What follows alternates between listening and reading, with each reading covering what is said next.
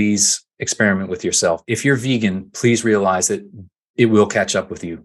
And for God's sakes, please don't do that to your children. Don't do that to your kids. It's not fair on them, and your animals. I unfortunately lost both of my beautiful golden retrievers, and, being the fool I was, had fed them a lot of plant-based stuff, and they both developed cancer and passed away. And I feel like a bit like, I don't know if folks in here are old enough to remember Yul Brynner, who died of cancer. And, he came on TV and said, whatever you do, don't smoke. Please don't smoke. I feel like I need to tell folks, whatever you do, don't go vegan. Please don't go vegan.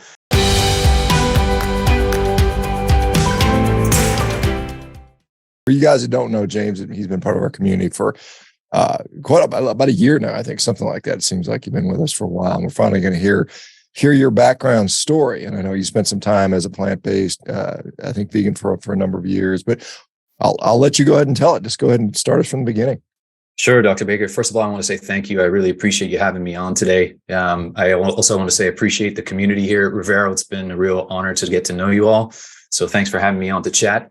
Basically, as most of you know, I was born and raised in the beautiful island of Bermuda, which is where I'm coming to you from today. I started out eating the standard American diet out of interest, and which pertains to my story is that my mom was vegetarian from the time I was young and still continues to be to this day, excuse me. And I grew up eating sort of, in the 70s and 80s, the Pop-Tarts and standard American, I can't believe it's nut butter. And I was a pretty chunky kid. And I ended up going away to boarding school when I was 15.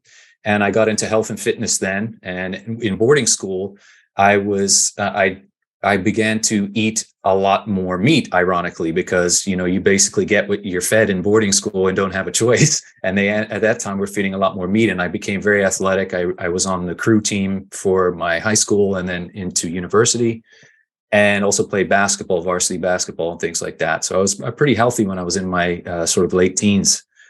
Of course, when you go to university, I ended up going to university in Canada because that's where my father's from. You sort of have the Frosh 15, which I think turned into about the Frosh 50 for me. I put on a lot of weight, I was doing what most freshmen in university do and drinking and eating the wrong things. But about the same time, I met a young lady who happened to be vegetarian. And I think back in the early 90s, that was pretty impressive for her because there wasn't a lot of vegetarian stuff out there. And it just so happened we went out to a restaurant together when I was first dating her, and I got salmonella poisoning. So basically what happened is I went vegetarian after that because it was a pretty bad case. It was reported in the local newspaper. This restaurant had a pretty bad salmonella outbreak, and it happened to be in the chicken. And just for ease of eating and everything, I became vegetarian at the time. I kept fish in my diet and eggs, which she had kept. She didn't have any fish at the time. And that continued on for a great deal of my life, decades, in fact. Fast forward to when I graduated university, got out of, got into the working world. I got back to Bermuda and, again, was not eating the best diet, still putting on a lot of weight, and met my now wife. And she saw the way that I was eating and said, I've heard a lot about this vegan diet. Why don't we try it out and see how it goes? We both did it, and that was 2014, and we saw good results to start with. And I firmly believe the reason we saw good results is because, from listening to you, Dr. Baker, is because I got off all the processed garbage that I had been eating up until that point. And my wife is pretty good. She actually became certified as a plant-based chef, a vegan chef. We watched all the movies, all the documentaries, Forks Over Knives, Game Changers, all those things, and bought into the whole agenda, and cleaned out our cupboards and ate whole foods plant-based for the whole time that we were vegan. And we were really strict. There's a lot of folks that say, oh, James, you must not have been doing it right, because when I eventually got very ill, I can tell them with my hand on my heart that we did it really as best we could. And I supplemented B12 and all the things you're supposed to do and read about that. It was about the fifth year that my health went off a cliff. I started to notice signs when I was at my at the job I was at that time, which was 2019, late 2019, of brain fog. And I started to get body pain coming in, a lot of fibromyalgia symptoms. My memory was getting worse. I remember I had to study for some exams for my job, and I just couldn't remember anything. I'm like, this is not me. I did well in school. I said, maybe this is a sign of getting older. little did I know that the worst was yet to come. Basically, what happened from there on out is my conditions deteriorated. I started to notice my skin was cracking, my nails were cracking, and my hair was falling out. I got severe constipation, and when I say severe, it was severe. And I ended up with blood in my stools right before the pandemic hit. So what my GP, who had been testing me the whole way along, because ironically, my GP at the time was telling me, "You're on the best diet. This shouldn't be happening to you. We're not sure. Maybe it's an autoimmune disease." I was being, I had more blood drawn. I called myself a human pincushion for 2 years. I had so much blood drawn from me. Eventually, I ended up having to go overseas where were going to schedule me for a colonoscopy, because they figured I had ulcerative colitis. However, they run stool samples before they perform the procedure and found out I had a very rare bacterial infection, Shigella, and they couldn't perform the procedure. All this time, I had been put on disability leave from my job because I was too fatigued, too ill to work. I was losing weight at a rapid rate. I got down to, my lightest weight was 127 pounds at 6'2", which was severely emaciated.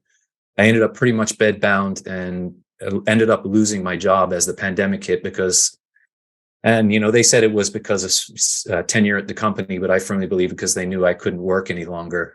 They let about 14 of us go at the time, and I was amongst one of them. So I had no job, no insurance. I was bleeding every time I went to the bathroom.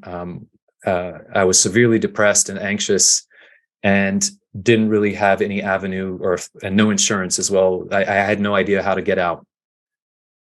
What transpired next changed my life. And Dr. Baker, I finally get a chance together to say, I want to thank you specifically, sir, for all that you're doing, because what you did for me was life-changing. Excuse me. And I firmly believe that I wouldn't be here today if it wasn't for folks like you. Let me just preface this by saying, with my vegan dogmatic mind, I doubled down on the vegan diet, thinking this was what was going to heal me. And what really pushed me over the edge is I came across a physician online who was prescribing eating these smoothies 3 times a day, which were chia seeds, a bag of kale and spinach, and fruit with turmeric thrown in there. And I blended these things up 3 times a day. And literally, I almost killed myself. I was hospitalized. I kept passing out. Every time I used the bathroom, it was very bloody. I had candida fungal infections and tinnitus, and I looked like death. In fact, people often commented when they saw me, they thought I had something much worse, if you can imagine. I came across a presentation online, Sally Norton, the overconsumption of plants. And that little spark for me changed my mindset and said, I could have been doing this all incorrectly. And then began the rabbit hole of me going down and figuring out, had I been doing this vegan diet all wrong? Could plants have been harming me? And then, of course, I came across you, sir, on Joe Rogan. And the rest, as they say, is history. I began to go the keto route, and through Sally and her wisdom, lowering my oxalate intake of vegetables and slowly becoming carnivore. And today I can put my hand on my heart and say every one of those symptoms that I had close to near death, I can promise you, and my wife, if she was in the room, would corroborate that, have disappeared. I still experience, oxalate dumping frequently. But the only thing left is tinnitus for me, which still is around. But I just, again, sir, want to say thank you for all that you do, because it means a lot. Well, I appreciate that. Yeah. Thanks for sharing that. And this is why I do what I do, for reasons just like this, because I think a lot of people are just, suffering unnecessarily, perhaps. I want to just go back, because there's a lot of things that are in there. But first, I want to ask you about your crew, because as you know, I do a lot of rowing. So what were you rowing as lightweight? Where were you at 6'2"? You're kind of in between. You could be a heavyweight or lightweight. I'm not sure what you rowed at. I was rowing as a lightweight, I guess, because I was in an 8 boat. So I was the 6th seat in an 8 boat, and we won the Canadian Championships that year, which was really great. So I had to cut weight quite a bit to make 165 pounds was right, that. So it must have been lightweight. Right. Yeah. Because when you mentioned you got down to 127, I was going to say, if you were a heavyweight, you'd be like 220. So that would be a hell of a drop. So, so you got all the way down to 127 pounds. Where you said you gained about 50 pounds. So where did you end up? So you were like 220 pounds at some point. Where were you at your heaviest? Yes, sir. I was about 215 at my heaviest. And I have some photos of those days as well. And I look back, I got into the working world, and I was working in insurance for many years, and it pays well. And of course, every Friday night you go out for happy hour with the guys, and you'd be drinking, and the next morning you'd be hungover and eating all the wrong foods again. So that's how I ended up putting on weight. I got it, sir. And so, I mean, and this is why you were a vegetarian. You were doing that stuff, correct? You've been a vegetarian, but you were eating, of course, the vegans will say, well, it was the dairy that's making you fat, or, obviously those evil animal products. I mean, this is what we see, no, it's kind of funny when you see vegans criticizing vegetarians because, clearly it's the meat products are making them fat. And you've kind of been the case control because you've done vegan, vegetarian, and now carnivore. And I think we can safely say it's not the meat products that are causing the problems. So the Shigella, which can be a very, very, very aggressive bacterial infection, as you've probably come to find, was that the diagnosis the whole time, or did they ever say at some point it was ulcerative colitis? No. When I was supposed to be scheduled for my second colonoscopy after the Shigella infection, so basically they sent me away when I was in the United States. I was in Charlottesville, Virginia, where my parents have a second home, and went to a gastroenterological clinic there, and they said we can't perform the procedure because of the infection that you have. Mm-hmm. They said they needed to make it clear, let it clear on its own. They didn't give me anything, and basically I came back to Bermuda, and COVID hit, and everything shut down. So I wasn't able to finally get that diagnosis. But my GP here, and even the GP away, through the symptoms I was presenting with and the blood they found in my stool, said there's a good chance this is probably colitis or diverticulitis or something along those lines. Okay. Yeah. But certainly, I mean, but Shigella is one of the things Shigella is known for is, blood in the stool. It's, there's a couple Salmonella. Shigella can be very, very problematic when it comes to that type of stuff. I want to go back to you said you felt better initially on the vegan diet. And a lot of people will notice that, but I do think in many cases, it is just a removal of all the ultra processed garbage. I mean, there's plenty of obese vegans that are still eating the Oreo cookies. And so there's nothing specially unique about being on a plant-based diet, unless you do a whole food diet, which is what most of the ones that are advocating it for health talk about. And how long did you feel good? I mean, how long did you feel like you were doing well with that? Well, to be honest with you, Dr. Baker, it was a couple of years that I felt pretty good. I was dropping weight, which people tend to do as they move to the vegan diet. So that was good. So I kept dropping weight. My issue, of course, was I continued to drop weight very dangerously after that fifth year. But it was probably around the fourth or fifth year that I really started to notice things about my body and things changing. Like I said, the brain fog creeping in, my hair falling out, my nails cracking. I had bleeding gums constantly. Then the headaches hit, and go to the dentist, and they were like, "Boy, your gums are bleeding a lot. You look," people were telling me I looked terrible after a while. And that's what happened. Yeah. Yeah, it's interesting. I saw a comment, and I don't know the veracity of this, but saying that the body's B12 stores tend to run down after about 3 to 5 years, and maybe that was part of it. But you were supplementing B12, is that correct? I think you said you were. I was, sir, but here's the irony. And just before our conversation today, I was looking at some blood work that I had the micronutrient test done by SpectraCell. You probably heard of them before. Just when I was at my sickest. And you hit the nail on the head, Dr. Baker. When the micronutrient test came back, all of my B vitamins were in the toilet. They were non-existent. So my Krebs cycle was being affected. My magnesium was low. My zinc was low. All of the nutrients we find bioavailable in meat were not there. And I, of course, was taking a plant-based B12 supplement, was nowhere near as effective. Yeah, it is. I mean, it's no secret that there is a higher rate of deficiency among vegans, vegetarians, but even a lot of omnivores, because I think most Americans just don't eat enough meat. I mean, we eat a very abysmally small amount, particularly red meat. It's only like 2 ounces a day, which I think is insufficient. So your wife is this vegan certified chef.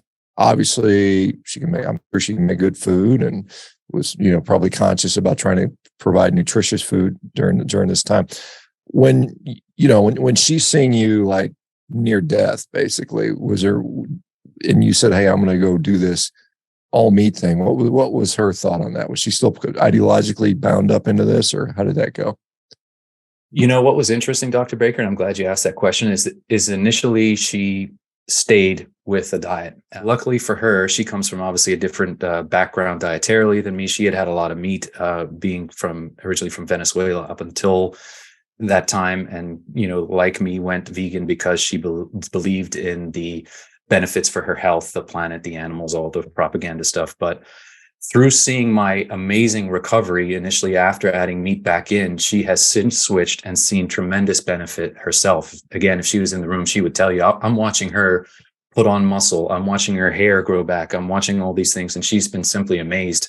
Ironically, it was her mother, who is from Venezuela and speaks Spanish only, that told me, you need to eat meat.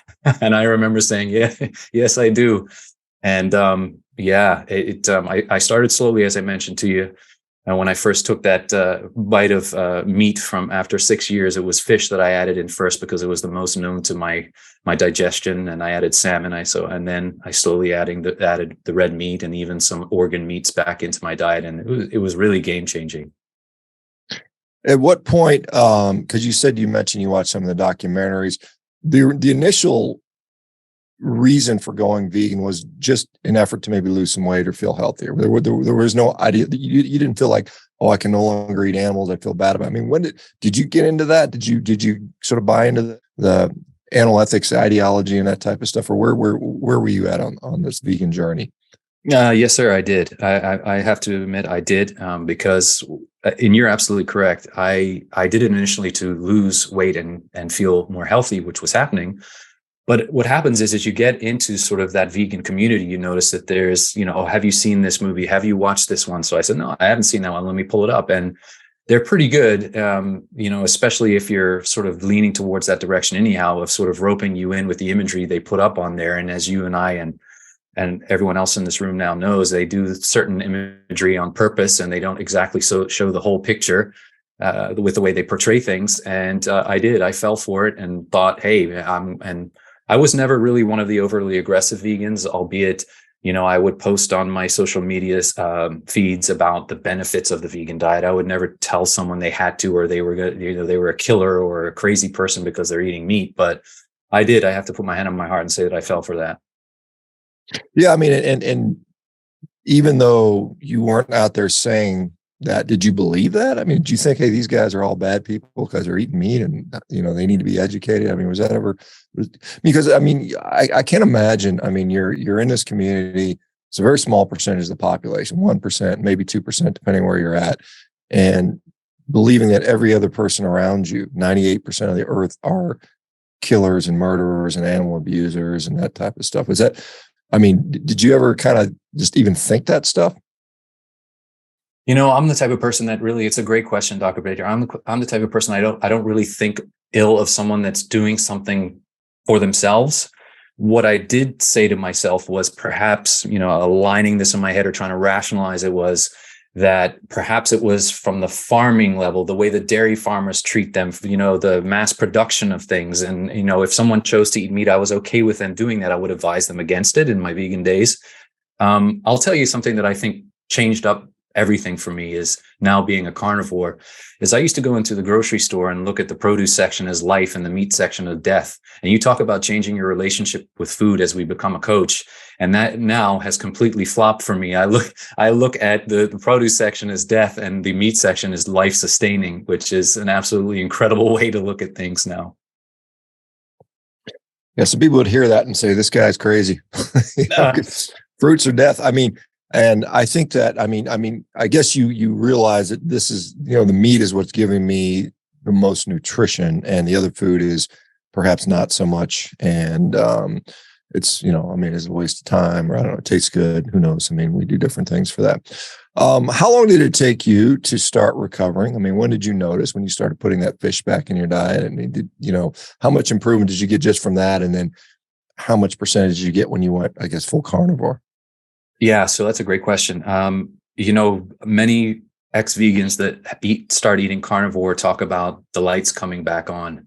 I can tell you that a similar situation happened to me. One of the first things I noticed was my brain fog starting to lift after having a couple of days worth of good, healthy omega-3s and all the stuff that's in nice. I bought organic. I was eating all organic salmon that I could get in any local fish. And as I said to you, my digestion was still a wreck. I still had, at that point, severe candida infections, chronic Epstein-Barr as well. I forgot to mention that. And so I was still pretty fatigued. But as I listened to my mother-in-law, as all men must do, and started adding back in some organ meats, liver specifically, and, slowly worked my way with liver and some organ meats alongside the salmon. And I saw some great strides after that, but it wasn't until I went fully carnivore, which was, I have my about a year anniversary coming up in March, I want to say, a full carnivore. And when I went full carnivore is when I've noticed the most benefits. Definitely. Yeah, because a lot of people will say, why don't you just go on a normal person diet, just eat a balanced diet, eat some meat, eat some vegetables, eat some fruit, and why not do that? And I guess at that transition period when you were first adding fish in, you weren't eating fish plus Oreo cookies. You were probably eating fish plus the whole foods your wife was cooking. Is that fair to say? Yes, sir. That's correct. Yeah. And that wasn't quite enough to fix all the problems for you, clearly. No, it was not. I mean, I was still suffering from a lot of body pain. As I mentioned to you, my brain fog was starting to lift, which was one of the. I have to tell the listeners that I went through a lot. It was a lot physically and emotionally and mentally. And, one of the worst things was the brain fog, because at then 48 years old, whatever, I just thought, is this going to be my lot in life? What am I going to be destined for now that I'm 48? I can't live like this. This is crazy. The depression, losing the job.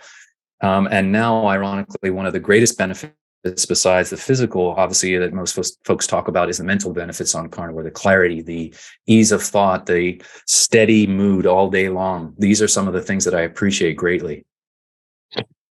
You got down to 127 pounds. Where are you at today?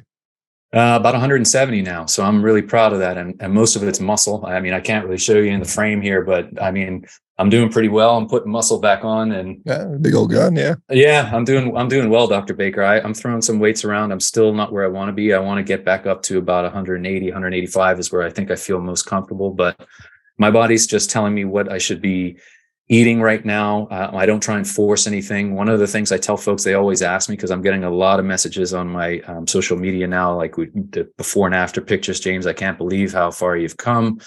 And I just tell folks to make sure they experiment with themselves. Don't be afraid to try new things. As I mentioned earlier, if I hadn't had found you and Sally Norton online, I probably wouldn't be here having this interview today physically. I certainly wouldn't be able to do it mentally, because I couldn't even think about it. It was too fatigued, too ill. And I just encourage folks to try. It may seem, you mentioned earlier that some folks may think I'm crazy. Well, I'd rather be alive than crazy. I mean, I'm sorry. I know you know what I'm trying to say here. Yeah, I'd rather be alive and crazy than passed away, because I was very close to that. It was a scary time. And that's an important, I think, concept, because you had some level of illness at some point, and then it got really severe. If you would have just maintained sort of suboptimal health and kind of moderate illness, do you think you would have kept going with veganism, or did it take that severe, I'm almost dead, to wake you up? Great question, sir. Let me just think about this for a second, because as I mentioned to you, one of the worst things I did that caused me to be my sickest was I doubled down on the vegan diet. And the reason that I doubled down on it was because I had read, and everything, when you do Dr. Google and you don't have a doctor to refer to, when you don't have insurance and you're at home and it's a pandemic and everyone's on lockdown, you start Dr. Googling. And of course, the virtues of the vegan diet are extolled everywhere online. And you're told, you can just Google it now, that the meat is terrible. And just today, I was laughing at someone online who was saying, that meat sits in your colon and causes parasites and all that. And I just shook my head and think, oh, if you only knew. But I doubled down because I thought this was the way to go, and it got me to my worst. So I hope that kind of answers it. I really may have, if I hadn't gotten that severely ill, and that's the scary part for me. And when you say double down, what does that mean? I mean, was that like you were part-time vegan before? I mean, because a lot of vegans say if you eat an egg, you're a murderer and you're not actually vegan. And I mean, what does doubling down mean to you in that regard? So not only was I eating and supplementing and with all vegan plant-based products, I thought that in order to heal myself, I had to then find plants medicinally on top of what I was eating normally during the day. So I found this doctor online who, as I mentioned to you, prescribed these smoothies in addition to your normal intake of all these highly toxic plant foods we know now that are full of oxalates and lectins and phytates, to mix them up in a smoothie, which is crazily bioavailable and worse off for you if you do it. And I was downing those medicinally 3 times a day thinking, yeah, this is going to cleanse me. This is going to detox me.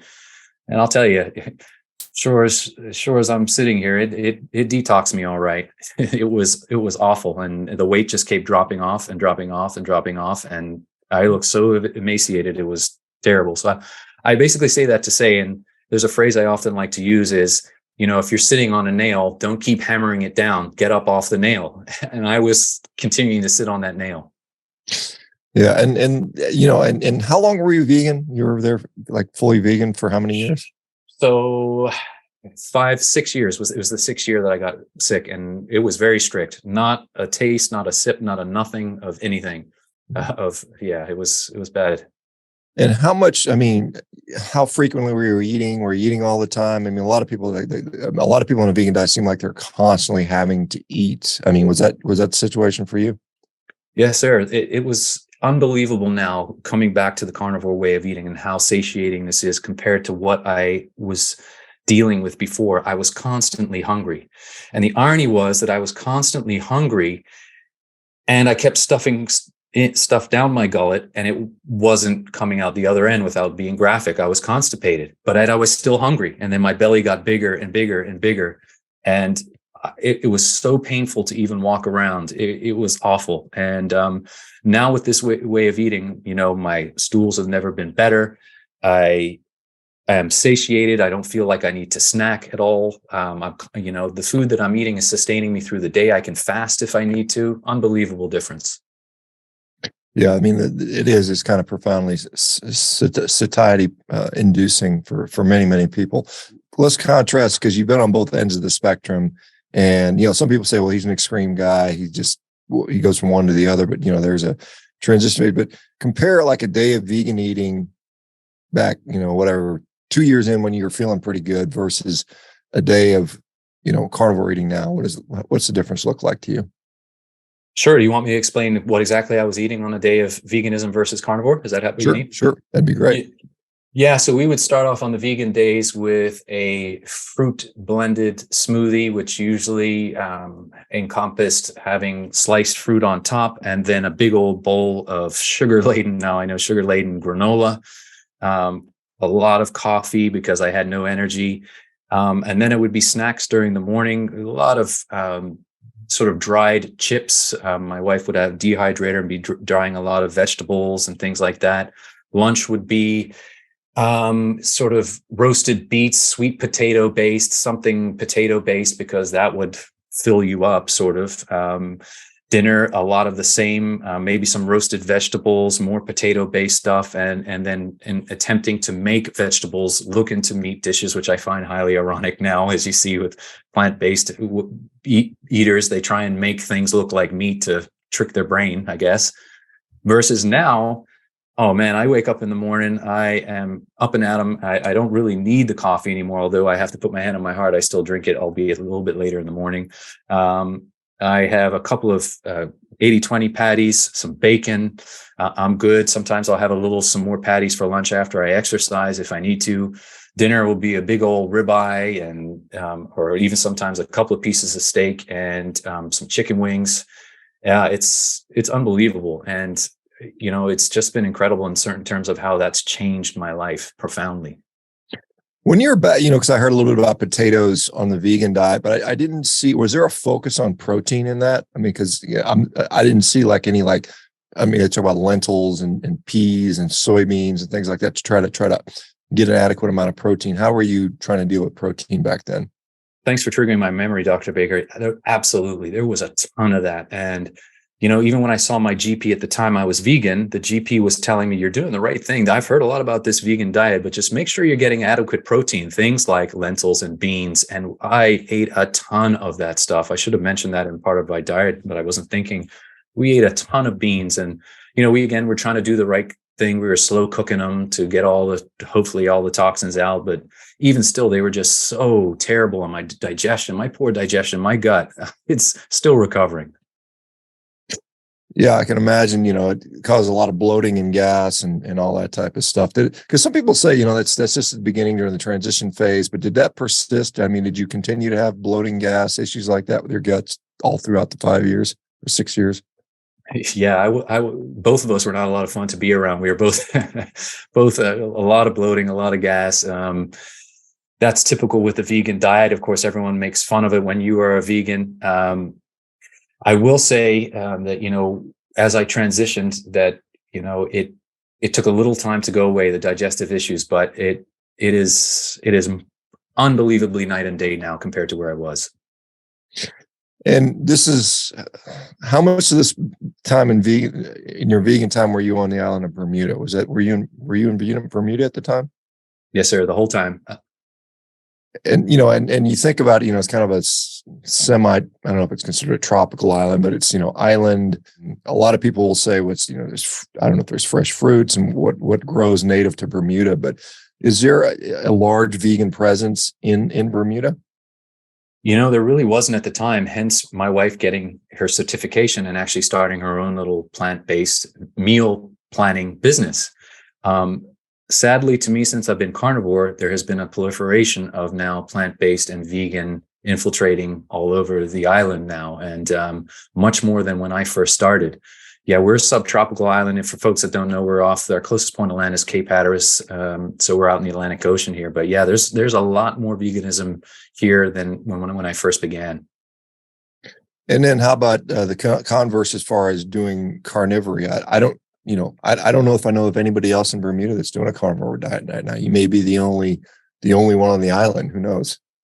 Funnily enough, now there's only a couple of steakhouses here, just a few, and they know if I go out to eat, those are usually the two spots that we go to if we're out on a celebration. But for the most part, we cook at home, but because everything's so expensive, so it's much cheaper to cook at home. I ran into one or two other carnivores because they noticed my plate with a big old tomahawk on it and nothing else. And but I'm hoping that the word gets out here. I really do, because as I mentioned to you, that there's a lot of vegan stuff here right now.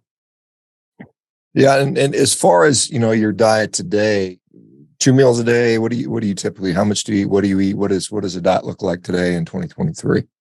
Well, what I noticed, Dr. Baker, as many folks do when they start this way of eating, is that I wasn't eating enough, and because I'm coming from this malnourished vegan background, I was doing a sort of TMAD type approach, 2 meals a day, and I wasn't putting on the weight that I wanted to, especially with building muscle. So I'm kind of eating 2.5-ish now, because I eat my breakfast and then I exercise pretty heavily with weights and sometimes go on a weighted walk. Thanks to you, inspired by your weighted jacket that you wear. I go for a long walk here in the morning sometimes, but I wasn't putting on weight. I was burning at a very fast rate. So now I'm starting to put on weight, that I added that sort of little midday meal after I exercise, a couple more patties and maybe some bacon. And that's working effectively for me. Now, that's not for everyone, as we know, but for someone like me that's trying to get back to a healthy weight, that's something that I'm doing. Yeah, it's one of the, it's kind of interesting because a lot of people say, well, the only reason people get healthy on a carnivore diet is because they lose weight. And I see a lot of people that actually put on weight and put on muscle, and it's kind of the difference. And maybe you've traded some body fat. I mean, were you basically skin and bones and a little bit kind of a skinny fat guy when you were at the vegan, peak of your veganism? Yeah. I mean, at the end there, my skin was hanging off me, but I still had the protruding belly from all the bloating. I have a couple of photos if folks ever want to see a picture comparative then versus now on my Instagram page, but it was not a good look. Without being disrespectful to anyone, I used to go out at the end stages there, and people would ask me if I had cancer or something similar along those lines because I looked so terrible, and I felt awful. But no disrespect to anyone going through that, but that's what that was compared to. You mentioned your wife is now transitioned away from veganism. Was she having any significant issues? I mean, clearly not as bad as you were, I would assume. No, because, again, we did it pounded so hard on the toxic foods, especially on the oxalate side, because beets grow so well here. We ate a ton of beet tops and beets every day. We were roasting them like crazy, and almonds and almond milk. She's having some sort of oxalate dumping issues where we went too quickly, but also with her, and I see if someone asked a question in the chat about my fat adaptation transition, it was very difficult for me, and she's noticing sort of a similar thing. You sort of have to really dial back on the fat, especially for me in the beginning. It took me a good couple of months, where I know some folks can do it pretty easily going from keto to carnivore, and it can be a couple of weeks. For myself, it was a good 5 months, almost 6 months before I really became fat adapted and everything sort of leveled out. Same with her. You'd mentioned, at some point you kind of bought into the overall ideology about saving the planet, saving the animals. How did you deal with that? I mean, was there like some level of trepidation or concern or guilt about putting fish back in your diet, and then, God forbid, going full carnivore? How did you sort of mentally rationalize, or what made you say this is okay? Yeah, great question. Basically, it came down to a choice for me. And that choice is one I don't wish upon anyone. It was either keep living or not be around. And I had to rationalize, and through listening to podcasts with yourself and folks like Dr. Bill Schindler, who talks about how we evolved as humans and ate and grew our brains through the practice of eating animals, that I started to realize that, we as humans evolved eating meat, and I've got to put this behind me and realize that I had been duped, and listen to everything I could and learn everything I could about how our species evolved to where we are today, and how our digestive tracts have been made smaller because we are meant to eat the meat and digest the meat. And as I say, the tough decision was, I was like, I've got to do this because I want to live. I want to be around for my family and everyone else. And through those two things really helped me. Yeah, I guess, it's kind of funny when you're literally, your life is on the line. It's interesting what you're willing to do, and because, you hear some people that will say they're vegan till the day they die, until they get really sick, and then they change their mind, and then they have this big mea culpa that, oh, I'm sorry about this stuff. How it enmeshed in this vegan community did you know a lot of people, and did you find some that you felt were doing really well and thriving? I mean, there's some percentage of people that perhaps can thrive on that. Yeah, it was really interesting. And I still see folks to this day, albeit now that what I know went vegan when I did, and they're now much further along their progression. And I don't have the heart to tell them that they look worse, but they say they feel good. Whether or not they're sort of telling me a tale or not, I don't know. But, I followed a bunch of folks since then, and you can see how the malnutrition after a certain number of years sneaks up on you and then really takes a hold. I want to today, Dr. Baker, given this fantastic opportunity to talk to you and whoever's listening to this podcast, I encourage you, like I said, to please experiment with yourself. But if there's one thing I could share, is that if you're vegan, please realize that it will catch up with you. And for God's sakes, please don't do that to your children. Don't do that to your kids. It's not fair on them, and your animals. I unfortunately lost both of my beautiful golden retrievers during the pandemic as well. And, being the fool I was, had fed them a lot of plant-based stuff, not meat, like I see you feeding your dogs. And they both developed cancer and passed away. And I feel like a bit like, I don't know if folks in here are old enough to remember Yul Brynner, who died of cancer. And, he came on TV and said, whatever you do, don't smoke. Please don't smoke. I feel like I need to tell folks, whatever you do, don't go vegan. Please don't go vegan. That's where I'm at now. I just need to tell folks, warn them. Yeah, I think Yul Brynner, I think the King and I is what I remember him from. Yes, sir. The shaved head, the bald headed guy. Yeah. But, and I didn't realize he'd passed of cancer, and was a big smoker. But, and you mentioned kids. Do you guys have any kids or no? No, sir. And I'm willing to share, and thank you for asking that question, because it's a really important point. We had wanted to have children, both my wife and I, but I wasn't able to. And one of the things that happened to me on the vegan diet was my testosterone, sperm count, everything left. It was awful. And that's another side effect of veganism. My libido went, the sperm count went, everything was extremely low. back back like I'm in my 20s again now that I'm eating all this wonderful meat that breaks down into the building blocks for hormones, as we know. But yeah, I appreciate you asking that. No, we're not blessed with kids, but sometimes things happen for a reason, because if I had kept on that vegan diet, I wouldn't have been around if I had any. Yeah, and it's because you mentioned the declining sperm counts and things like that, and we've seen there's actually a study out of Loma Linda University, which is kind of vegan, sort of vegan central as far as the university is concerned, and they actually showed vegan diet was associated with decreased either sperm motility or sperm counts in actually vegan males, and so that does seem to happen. And as a general population trend, we see fertility rates declining around the world. I think I just saw something on China is going to lose almost by the end of the century half their population is what's projected if their fertility rates continue as they are, and so it's a real problem for sure. Have you tried any rowing? Any interested in jumping on the concept too or anything like that? Did you get that beaten out of you during your crew days? Dr. Baker, I'm glad you brought that up, because once again, sir, you've inspired me. I've watched you break some records on the concept too. And I've committed, I think this year, if I can, I'm going to go back on the rowing machines and jump on there and see if I can't catch you up to that, your record. I know I won't be able to. You're going to have to put on some more body weight to hit those. There's a huge difference between heavyweight and lightweight. But absolutely. It's because for people that don't know, rowing is a brutally just awful sport. It's just all pain all the time, and it's just it's challenging for sure. As far as your wife's cooking now, obviously in the house, probably just all kinds of cooking tools and gadgets for making plant-based stuff. Is that stuff kind of like mothballed now, or what's going on with that stuff? Great question. I get this one a lot too. What's happened now with her? She, Dr. Baker, as the wonderful young lady that she is, pivoted her business because she did not feel right continuing to offer plant-based foods, knowing what we know now. So she does still bake, but she includes animal products like milk and eggs in her products that she makes. So yeah, she pivoted away from that this year, and that stuff's mothballed or sold. Correct. which is a great question. I've had that a lot.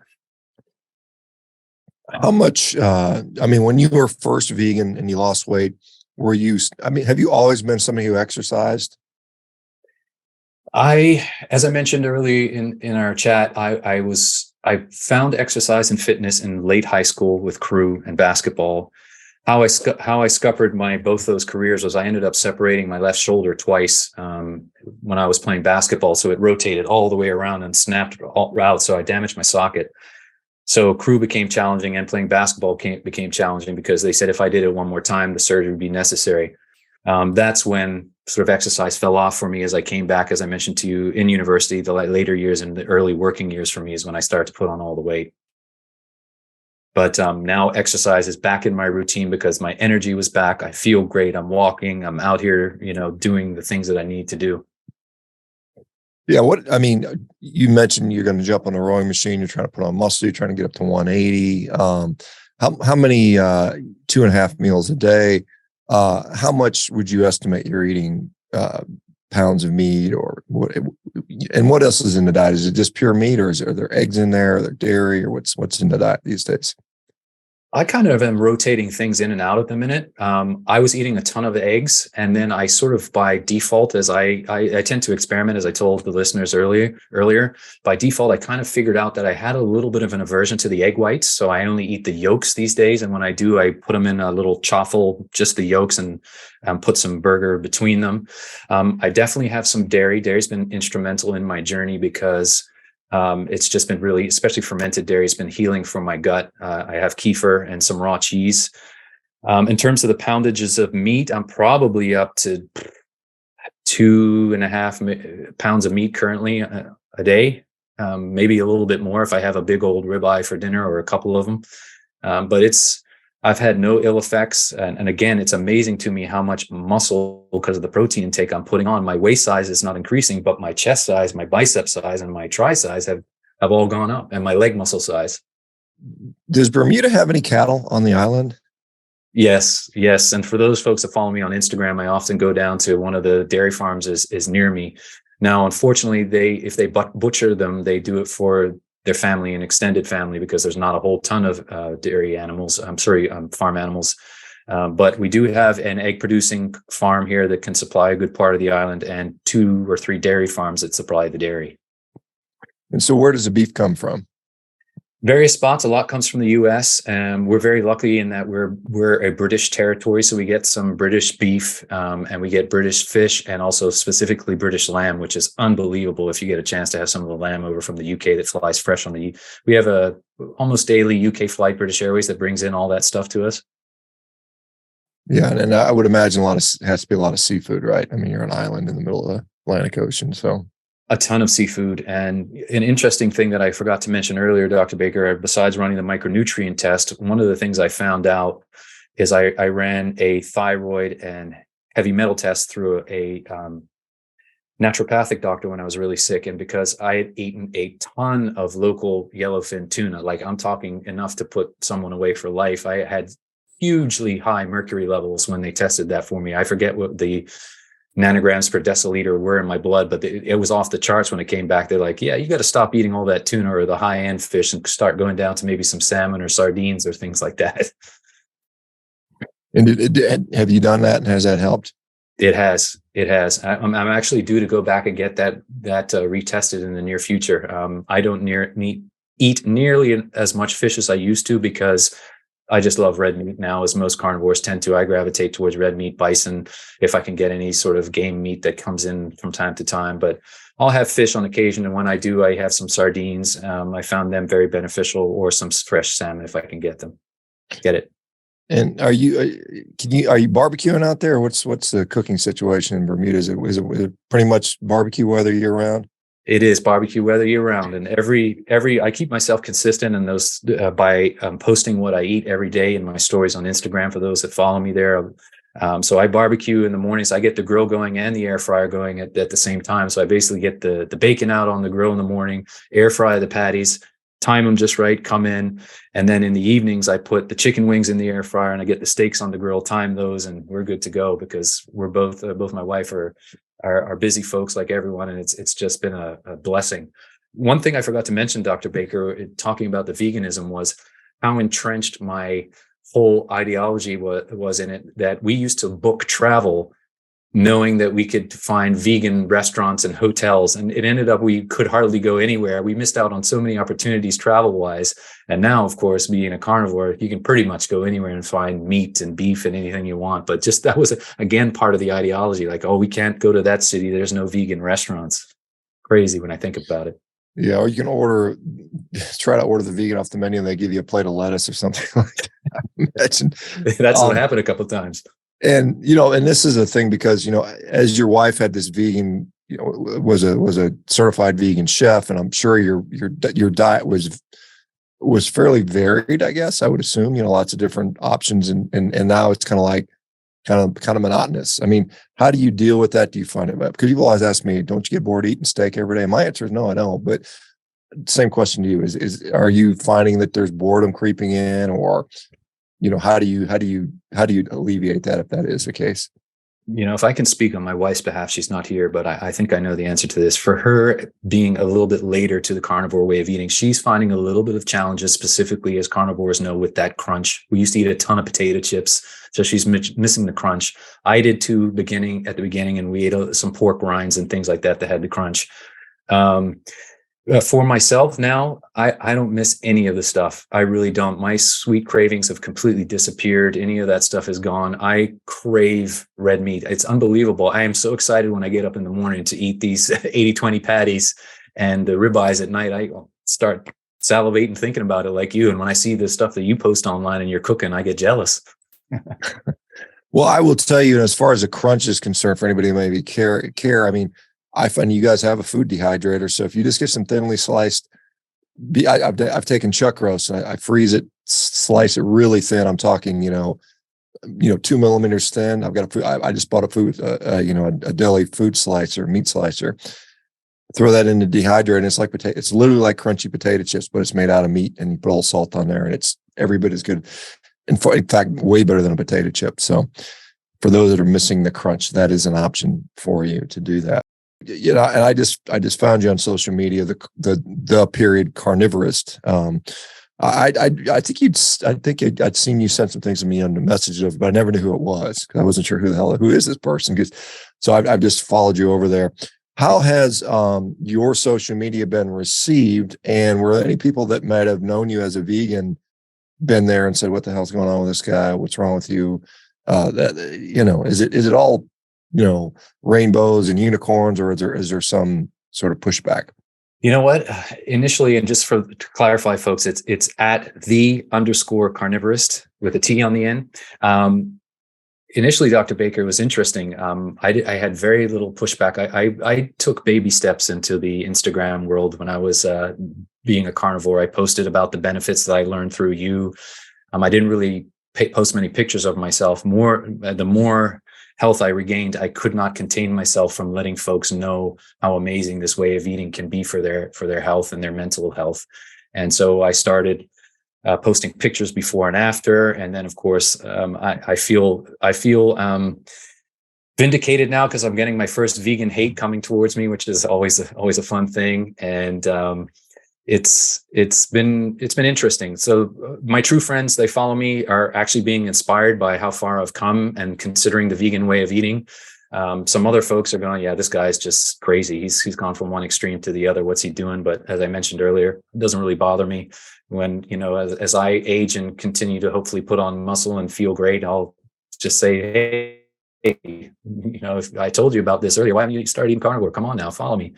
And more recently, I've started doing interviews myself with folks that you've already interviewed here, just as sort of, saying, hi, I met you on Revero. And the stories that I'm getting back are absolutely incredible. I do one on every Sunday. I do some interviews with folks that have healed themselves with the carnivore diet, which is really great. Yeah, at the end of the day, it's about your health, I think, and living well is a best revenge, I suppose, if you're into that. But let's so the carnivorous, and it's the _carnivorist with a T on the end. Yeah, I see that there, and I see some before and after pictures, and yeah, you can kind of tell you definitely were down quite a bit. That 2020 picture, is that you at 127? Is that where you were at?